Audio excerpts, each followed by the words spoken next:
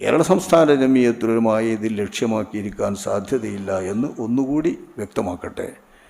ഉണ്ടെങ്കിൽ കേരള സംസ്ഥാന ജമിയത്തുലമയെ സംബന്ധിച്ചിടത്തോളം അത് രൂപീകരിക്കാൻ ഇടയാക്കിയ പശ്ചാത്തലം എന്താണോ ആ പശ്ചാത്തലത്തിനനുസരിച്ചു കൊണ്ട് അവിഭക്ത സമസ്തയുടെ 42 വർഷത്തെ നയം സുന്ദരമായി സമസ്ത കേരള ജമിയത്തുലമ മുന്നോട്ട് കൊണ്ടുപോവുകയാണെങ്കിൽ കേരള സംസ്ഥാന ജമിയത്തുലമ പിരിച്ചുവിട്ടുകൊണ്ടു തന്നെ അതിൻ്റെ അംഗങ്ങളൊക്കെ സമസ്തയിലേക്ക് വരാൻ തയ്യാറാണ്.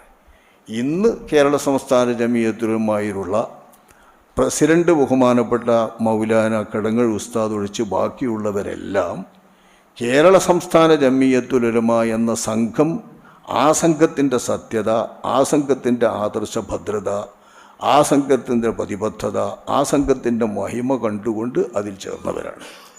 സമസ്ത ഭൂരിപക്ഷത്തിൻ്റേതായി അന്നൊക്കെ ഉണ്ട്.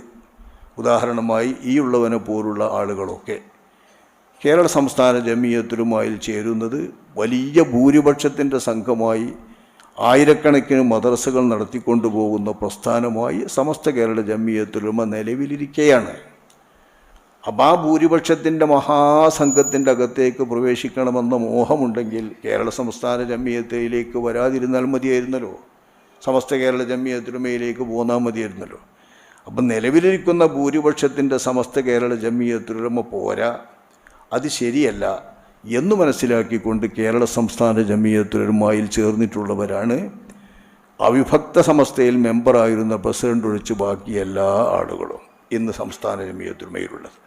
അതുകൊണ്ട് തന്നെ കേരള സംസ്ഥാന ജമിയത്തുലമക്ക് സമസ്ത നേരാകുകയേ വേണ്ടുള്ളൂ. സമസ്ത നേരായാൽ കേരള സംസ്ഥാന ജമിയത്തുലമ ഇല്ലാതാകും.